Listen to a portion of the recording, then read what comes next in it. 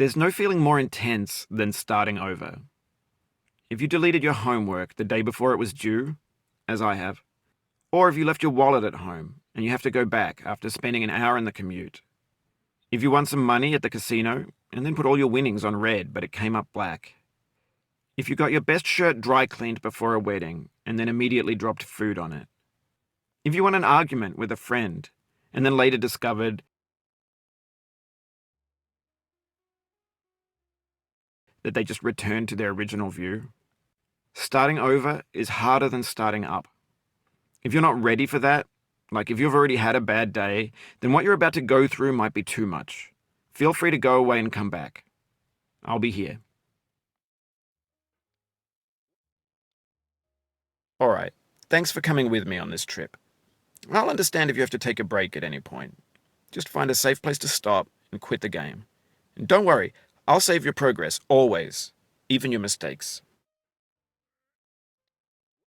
This game is a homage to a free game that came out in 2002, titled Sexy Hiking.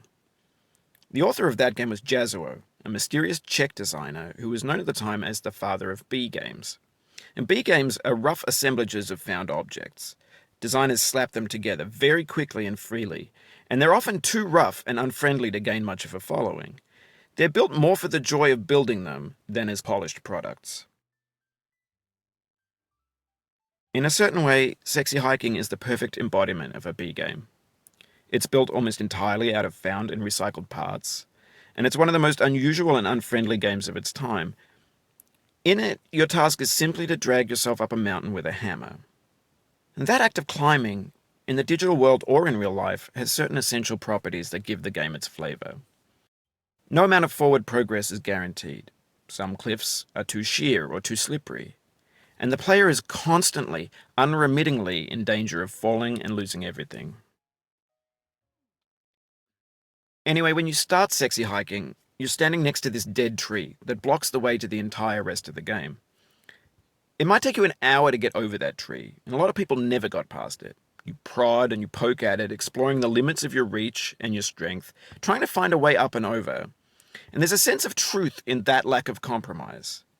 Most obstacles in video game worlds are fake. You can be completely confident in your ability to get through them once you have the correct method or the correct equipment or just by spending enough time.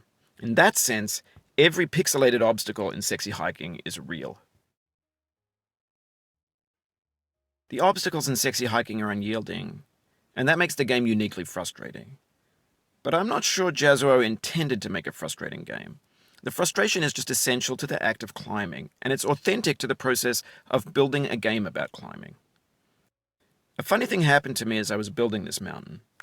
I'd have an idea for a new obstacle, and I'd build it, test it, and it would usually turn out to be unreasonably hard. But I couldn't bring myself to make it easier.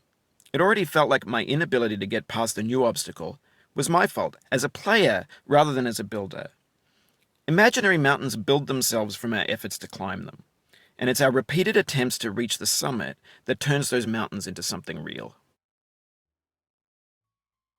When you're building a video game world, you're building with ideas, and that can be like working with quickset cement. You mold your ideas into a certain shape that can be played with, and in the process of playing with them, they begin to harden and set until they're immutable, like rock. And at that point, you can't change the world. Not without breaking it into pieces and starting fresh with new ideas.